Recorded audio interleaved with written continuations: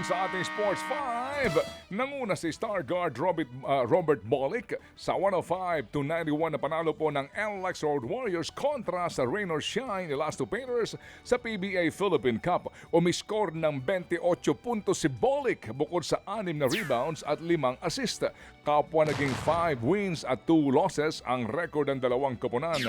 Pinatumbaho naman ng Converge Fiber Xers ang Blackwater Bossing sa isa pang laro 99-94. 28 points ang iniscore ni Alex Stockton para nga sa kanyang koponan. 4 wins at 2 talo na po ang record ng Converge habang isa ang panalo at 5 talo naman ng Bossing matapos ang ikalamang sunod na pagkatalo. Sinuspinde ng PBA ang mga laro kahapon nang dahil sa Super Typhoon Uwan.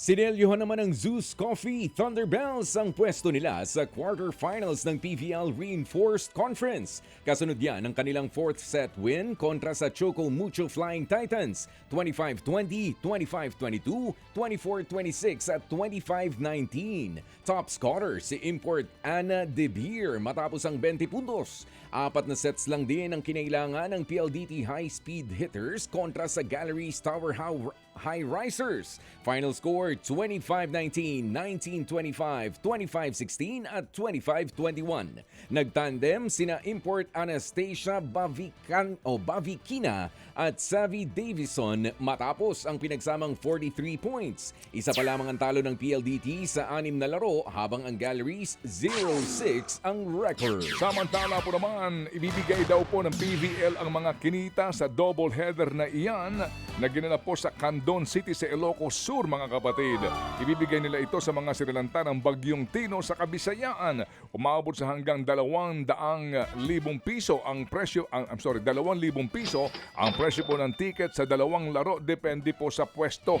Umabot sa hanggang 2 at ayon po sa opisyal na report ng Liga, higit na 2,500 fans ang dumayo pa para manood ng mga laro. Salamat ng marami.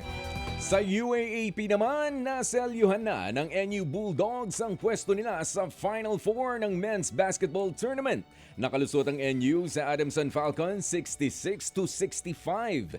Inangat nito ang record ng Bulldogs sa 9 wins at 2 losses, habang ang Adamson naman bumagsak sa 5-6 record. Samantala, lalong nilugmok ng defending champions UP Fighting Maroons ang UE Red Warriors 70-61. Nanguna si Francis Noruka para sa Maroons matapos ang 16 puntos, 12 rebounds at 4 na blocks. Nanatili namang second seed ang UP matapos ang 8-3 win-loss record, habang ang UE wala pa ring panalo sa 11 laro. Samantala pa rin, hindi na po babalik pa sa UE Red Warriors ang veteranong si John Abate. Yan nga po'y matapos niyang magkaroon ng fracture sa ilong. Ito ho ang huling playing year ni Abate nga sana sa UAAP. Sa kasamaang palad, masalimuot po ang kampanya ng Red Warriors ngayong pong season dahil hindi pa sila nananalo sa 11 laro. Sa isang post, nagpasalamat po naman si Abate sa UE community at sa lahat ng kanyang nakasama sa kanyang UAAP journey. Mga kapatid, brothers and sisters, saan ka pa? Dito na tayo sa totoo. Dito na tayo sa True FM. Mga kapatid, mag-subscribe and follow po kayo sa social media accounts ng True Network PH. Yan po kami, hanapin nyo lang True Network PH, Facebook, Instagram, YouTube, TikTok, and podcast.